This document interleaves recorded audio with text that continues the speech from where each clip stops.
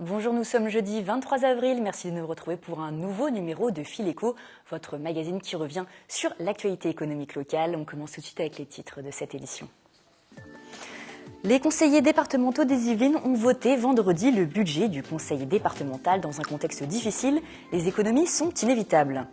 La Chambre des métiers et de l'artisanat a récompensé 3 lauréats pour son concours artisan 2020.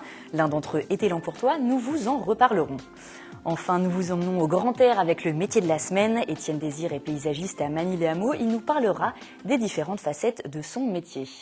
Et notre entretien sera consacré cette semaine aux problèmes de financement auxquels sont confrontées les associations.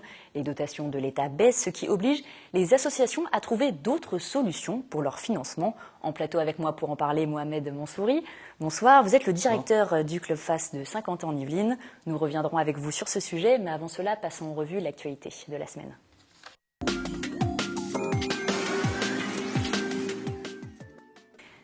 Et nous ouvrons cette page d'actualité avec le budget départemental et le mot d'ordre est économie. Vendredi dernier, les conseillers départementaux ont procédé au vote primitif du budget pour l'Assemblée locale, entièrement acquise à la droite et au centre. Le seul responsable de la situation, c'est l'État, Wilfried Ricci et William L.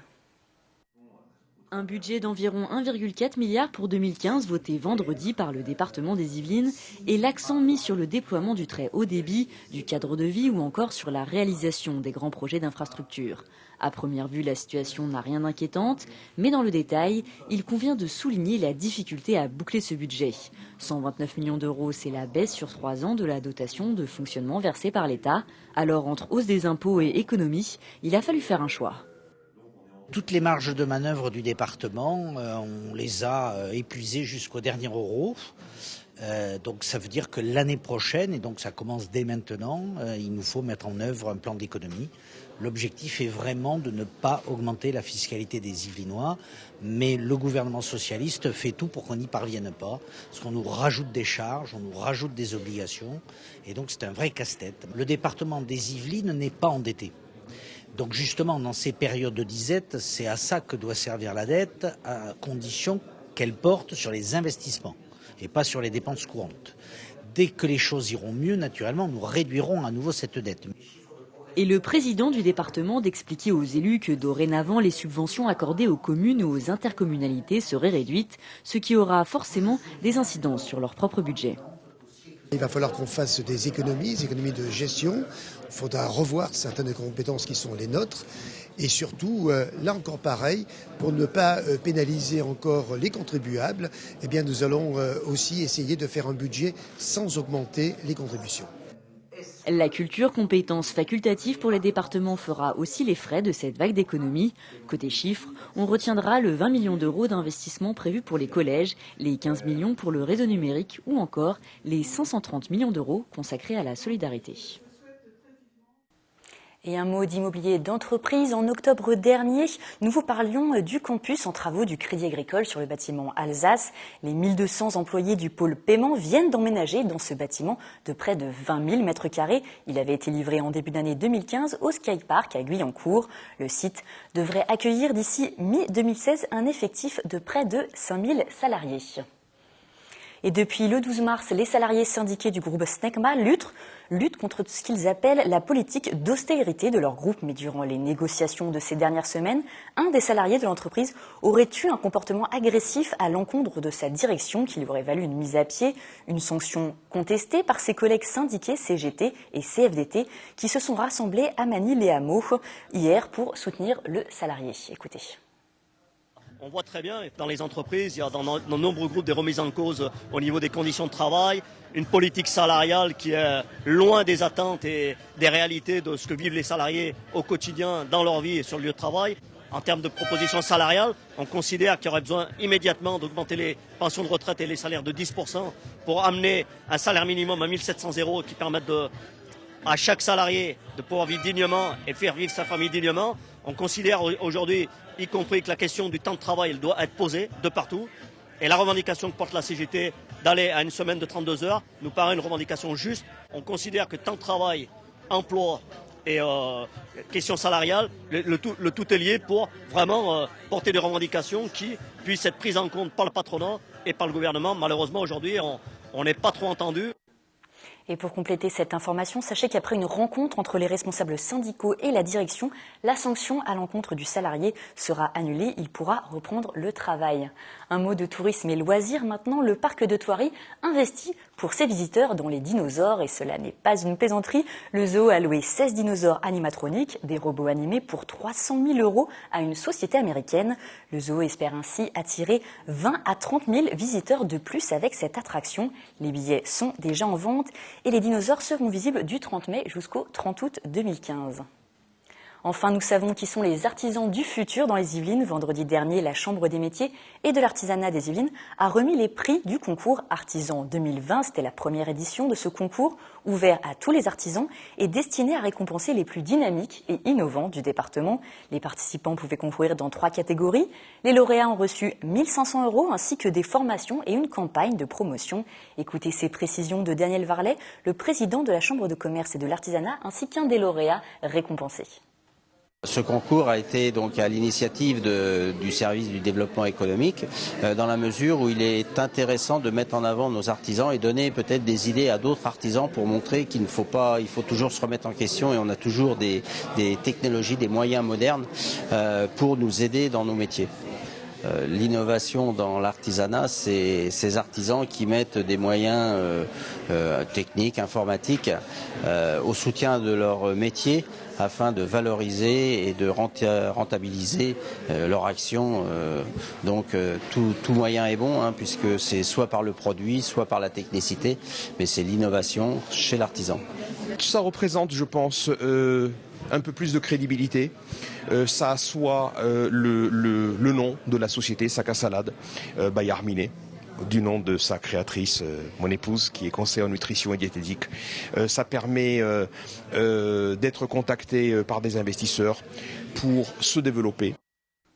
Enfin, sachez que le prix du prix Coup de cœur a été attribué à Christophe Ebling. C'est un élan courtois que nous avions suivi en septembre dernier. Son food truck Eau des Crêpes installé dans un taxi anglais a été récompensé. Plus de 40 candidats ont participé et le concours Artisan 2020 sera très certainement reconduit l'année prochaine. Je vous propose maintenant de parler d'un autre concours avec notre entretien de la semaine. C'est tout de suite.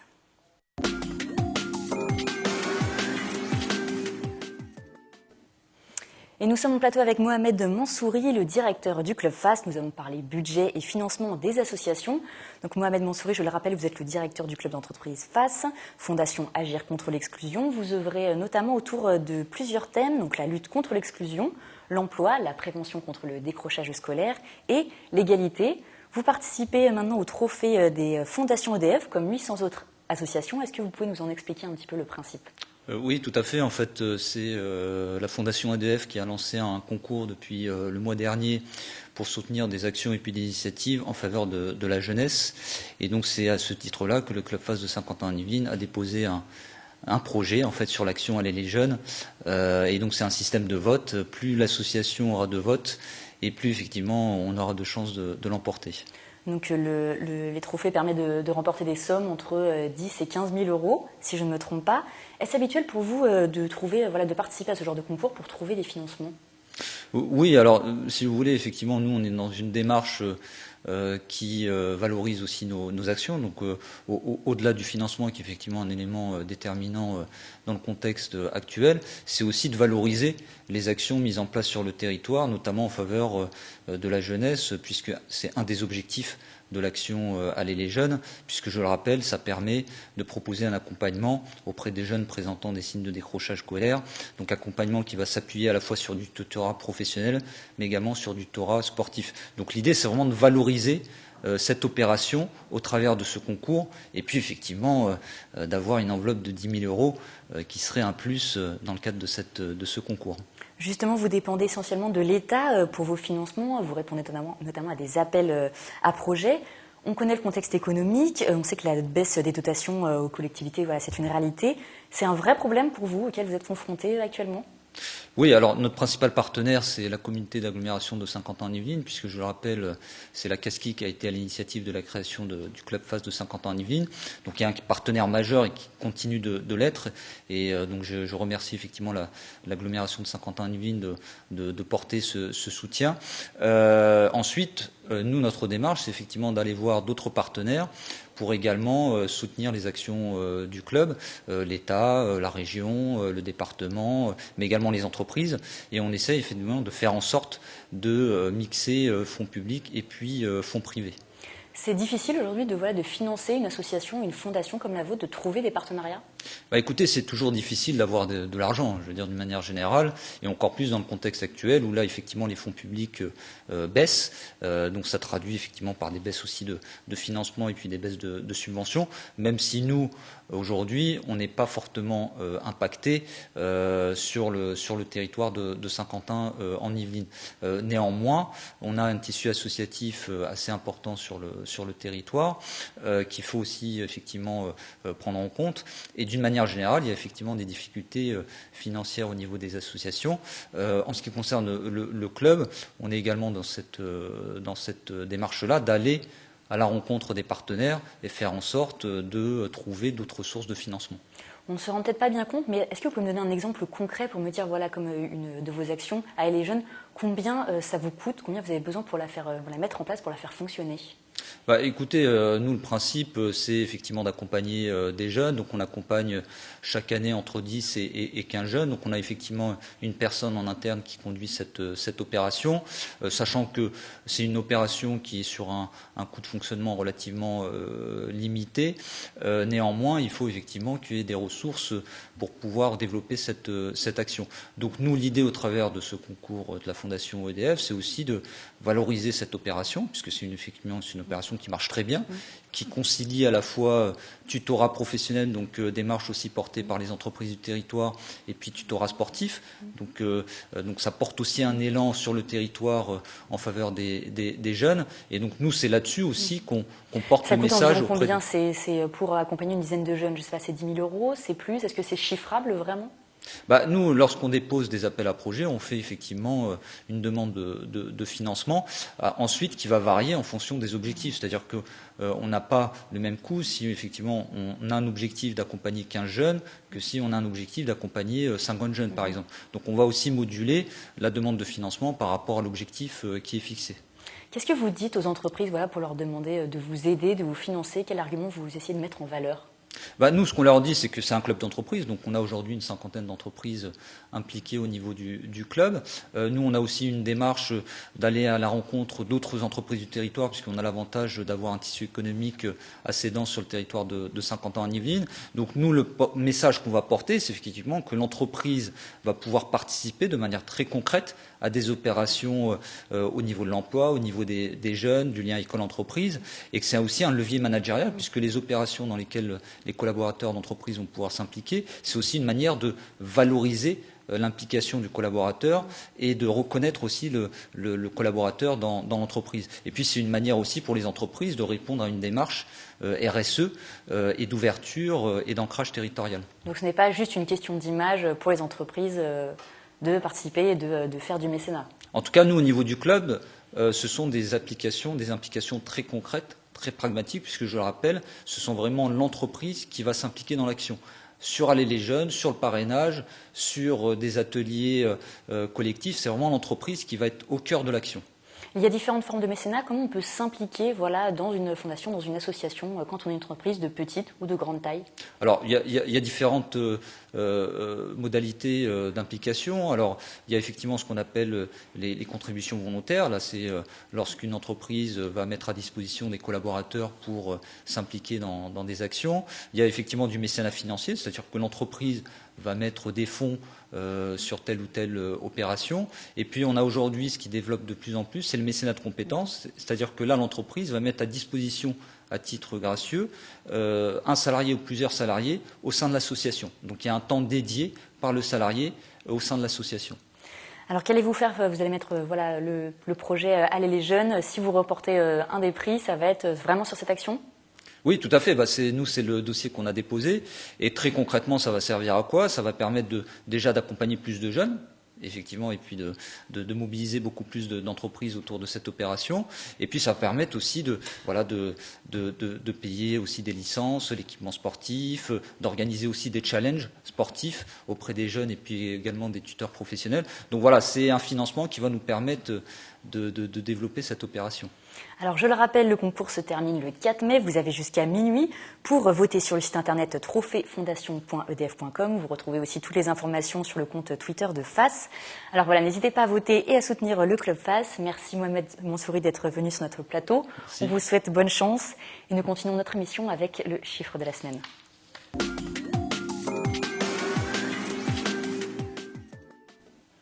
2,8 milliards, c'est notre chiffre de la semaine et c'est aussi le budget du mécénat d'entreprises en France. C'est 12% des entreprises françaises employant 20 salariés et plus qui sont impliquées dans le mécénat. Cela représente quelques 159 000 sociétés.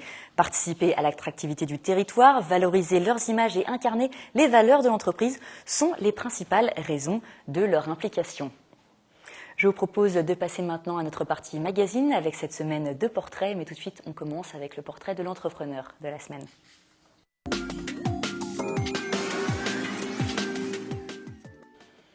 Et cette semaine, nous vous faisons découvrir une styliste, une créatrice, mais aussi une entrepreneure. Marie Martin, c'est une Versaillaise d'adoption.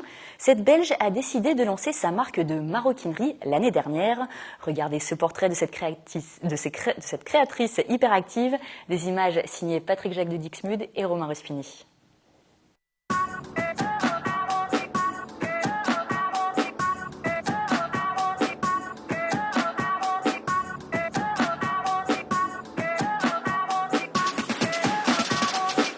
Le cuir, la couleur, la gaieté, c'est l'univers de Marie Martins. Femme d'affaires et créatrice, elle a lancé sa première ligne de maroquinerie haut de gamme en 2014. Aujourd'hui, elle en est à sa 4e collection. En ce moment, elle travaille dans son atelier de Versailles sur les sacs de l'été 2016. Depuis 2 ans, je vis l'hiver en été et l'été en hiver, ou 2 saisons en même temps. Je suis complètement perdue et je ne sais pas quand je vais m'y faire. Les sacs de la collection 2015 sont actuellement en vente dans les boutiques. J'ai clôturé ma saison de vente de la collection d'hiver 2015. J'ai passé ma commande auprès de mon fabricant et aujourd'hui, je suis en pleine création de ma collection d'été 2016. Et je mets déjà des petites idée de côté pour l'hiver 2016. Le processus de création, c'est la base de son travail. Toutes ces idées, Marie les croque sur ses carnets avant de dessiner ses modèles. Souvent, il y a, je sais pas, un courant ou un artiste qui m'inspire à un moment clé ou donné où je suis allée voir une expo et là j'ai eu mon déclic, comme ça a été le cas avec l'exposition rétrospective à Londres de Matisse pour la collection d'été. La styliste choisit ensuite les matières, elle fait des premiers essais sur le cuir et produit elle-même ses prototypes. Une fois son modèle abouti, elle passe la main aux fabricants et fournisseurs. Ils s'occupent de la confection des modèles qu'elle ne peut assurer elle-même. On ne s'en rend pas compte que dans un sac à main, il y a 10 fournisseurs différents. Je peux utiliser 3 cuirs pour un sac, ça fait 3 fournisseurs. Il y a le fournisseur de la doublure, les pièces métalliques, mon ruban en gros grain que je mets à l'intérieur comme signe distinctif aussi de tous mes sacs, les renforts, le fil, comme ça on peut facilement arriver à 10 fournisseurs pour un sac. Une reconversion pour cette ancienne directrice marketing dans la finance, mais pas sa première expérience. Il y a 15 ans, Marie avait déjà lancé sa marque de bijoux fantaisie, une idée qui ne l'a jamais vraiment quittée. Aujourd'hui, elle se consacre pleinement à son projet qui demande beaucoup d'investissements financiers. Le développement d'une collection, donc l'achat des matières premières, les échantillons, faut compter 10 000 euros. Moi, j'avais économisé avant de me lancer parce que j'avais un projet de monter ma marque, donc j'ai mis toutes mes économies. Marie ne s'est pas fait aider par un organisme, mais elle s'est associée pour poursuivre son développement. Donc ça, c'était la Thaïlande, et là, je travaille avec des artisans du Guatemala, avec des perles. Le prix de ces sacs s'échelonne entre 200 et 400 euros. Elle en a déjà vendu plus de 1000. Sa collection est disponible sur différents sites internet et dans des boutiques en France, en Belgique, au Japon et à Versailles, bien sûr. Dans tout ce travail, je pense j'ai 20% de temps à consacrer à la création et les 80% du temps qui reste, c'est le développement commercial, la stratégie commerciale et le démarchage commercial aussi. Ancienne cliente de cette boutique, Marie a proposé ses modèles à la vente, un autre moyen de se faire connaître. C'est pas facile pour un créateur de proposer ses produits. Après, c'est pas facile de savoir ce que les gens auront envie d'acheter, mais si on ne le propose pas, ils l'achèteront pas. Donc ça prend quelquefois un peu de temps, mais on y arrive. Hein. C'est pas en une saison qu'on peut juger de la réussite d'un produit. Et la plus versaillaise des Belges ne compte pas s'arrêter là. Marie devrait bientôt lancer son propre site de vente en ligne sur Internet. Elle espère ouvrir bientôt sa propre boutique sur Versailles. Et vous pouvez retrouver les créations de Marie sur son site internet marie-martins.com. Parlons maintenant paysage et grand air avec notre métier de la semaine, c'est tout de suite.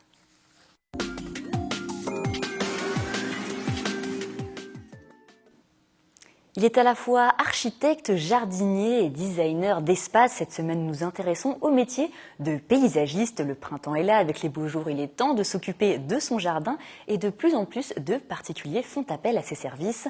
Nous avons rencontré Étienne Désir, il est paysagiste et dirigeant des jardins de la vallée à Magny-les-Hameaux.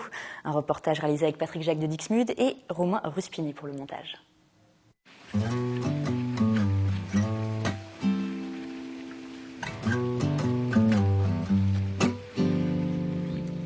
Can't you see that it's just raining?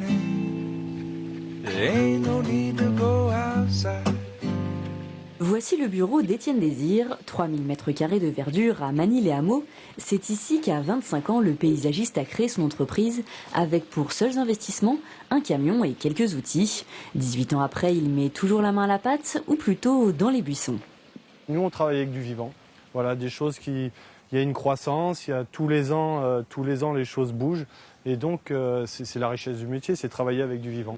Le paysagiste réfléchit et aménage les jardins privés ou publics. Avant de passer à la pratique, il faut faire des plans, une étape indispensable après la rencontre avec le client. Architecte d'extérieur, il pense les espaces et travaille aussi en bureau d'études. Tout commence chez le client, bien sûr, par une discussion pour savoir ce qu'il veut exactement. Et après, ici, on crée, on lui offre la possibilité de voir en 3D ce qu'on a pensé pour lui. Et puis, on résout les problèmes techniques à la base ici. Des plans en 3, mais aussi en 2 dimensions. Le travail est précis, les normes et contraintes de l'espace sont nombreuses. Des impératifs à respecter avant de se lancer dans la réalisation. Il y a 100% de la réussite du jardin se prépare ici. Ça représente, un jardin d'un particulier représente à peu près une dizaine d'heures de travail en bureau d'études. Voilà, ça fait un peu plus d'une journée, une personne à temps plein dessus. Une fois le devis et les travaux acceptés et validés, le paysagiste accompagne ses clients jusqu'à la fin dans le choix des matériaux ou du mobilier. Pour Étienne, les particuliers représentent 90% de sa clientèle.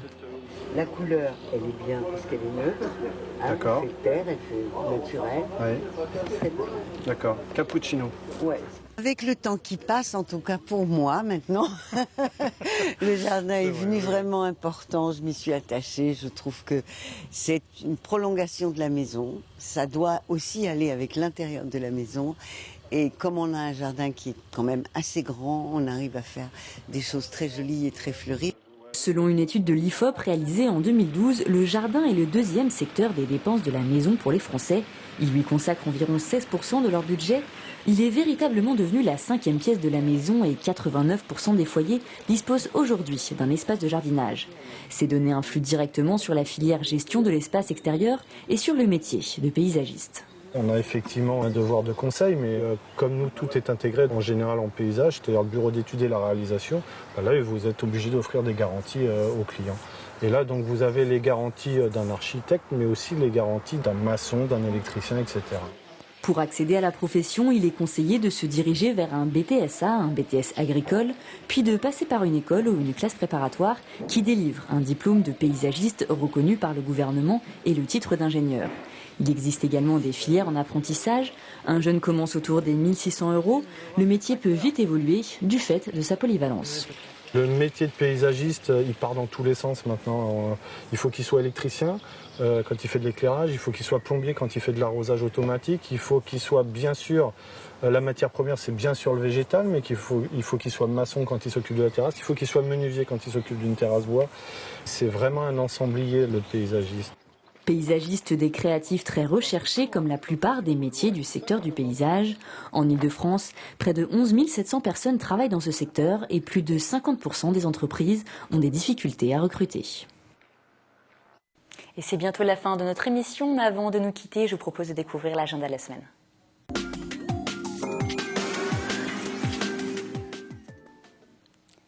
Et cette semaine, 2 rendez-vous dans notre agenda à ne pas manquer. La Maison de l'Entreprise propose un atelier aux entrepreneurs. Il a lieu demain à Promopole, car c'est son nouveau lieu de situation, de 9h30 à midi. Cela s'appelle l'essentiel pour présenter votre business. Un atelier qui est gratuit, mais il faut s'inscrire. Et enfin, sachez qu'on recherche 200 agents immobiliers en Ile-de-France. Mardi 28 avril, le réseau d'agences immobilières CPH Immobilier organise un rendez-vous de recrutement à 19h au 2 avenue Charles de Gaulle au Chênay. Plus d'informations sur le site www.off-i-cphf.fr. Et c'est la fin de notre émission. Je vous donne rendez-vous la semaine prochaine pour un nouveau numéro de Fileco. Je vous souhaite une très bonne soirée.